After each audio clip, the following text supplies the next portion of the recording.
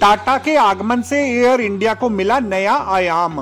नई दिल्ली स्थित air India के मुख्यालय में सार्वजनिक क्षेत्र की इस कंपनी की 100% हिस्सेदारी और प्रबंधन टाटा समूह की कंपनी टेलेस प्राइवेट लिमिटेड को सौंप दिया गया।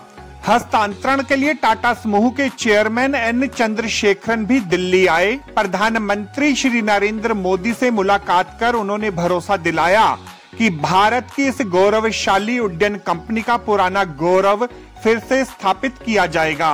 चंद्रशेखरन ने मीडिया से कहा कि उन्हें टाटा समूह में एयर इंडिया की वापसी से काफी खुशी है और इसे एक विश्व स्तरीय उड्डयन कंपनी बनाने के लिए समूह पूरी तरह से प्रतिबद्ध है। उन्होंने एयर इंडिया के सभी कर्मचारियों का अपने समूह में स्वागत किया और उनके साथ काम करने की बात कही।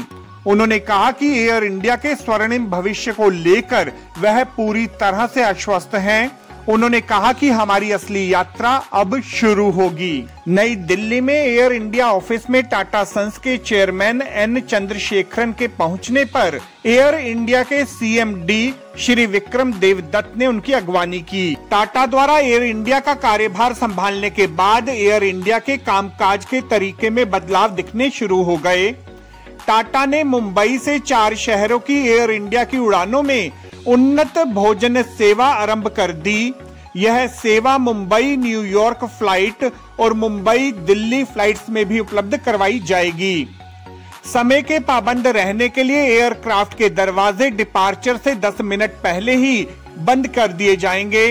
यात्रियों को अब गेस्ट कहकर संबोधित किया जाएगा।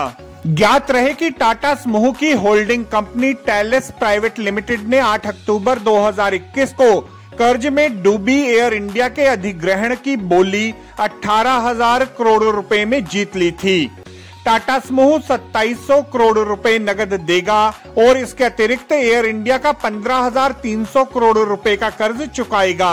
विदित रहे कि एयर इंडिया के पास घरेलू और अंतर्राष्ट्रीय रूट्स पर कई महत्वपूर्ण उड़ानें हैं। उल्लेखनीय है कि एयर इंडिया की शुरुआत अप्रैल 1932 में हुई। इसकी स्थापना उद्योगपति JRD टाटा ने की थी।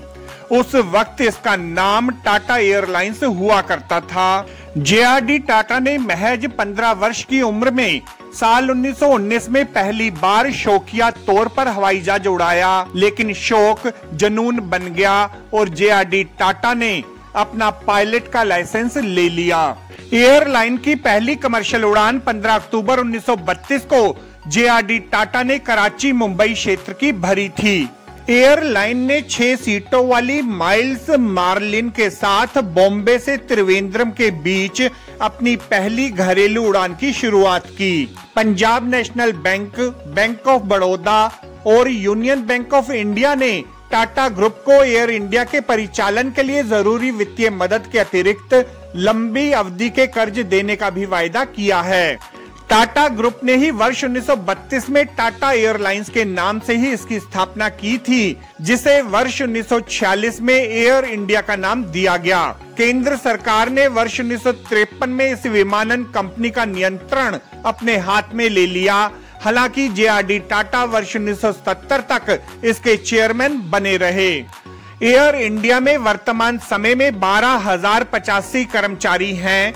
एयर इंडिया में 8,084 स्थायी कर्मचारी और 4,001 ठेके पर कार्यरत हैं।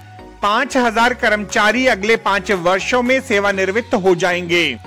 एयर इंडिया को प्रतिदिन करीब 20 करोड़ रुपयों का घाटा होता है।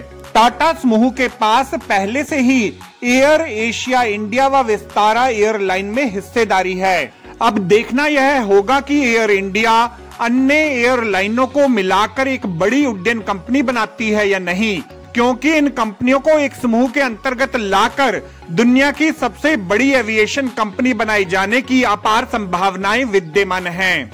आपको हमारी यह रिपोर्ट कैसी लगी जरूर कमेंट करें। इस वीडियो को लाइक करें, हमारे चैनल को सब्सक्राइब करें ताकि हमारी सभी आगामी रिपोर्ट्स सबसे पहले आप तक पहुंच सकें। ब्यूरो रिपोर्ट दास्ताने इंद्रप्रस्थ।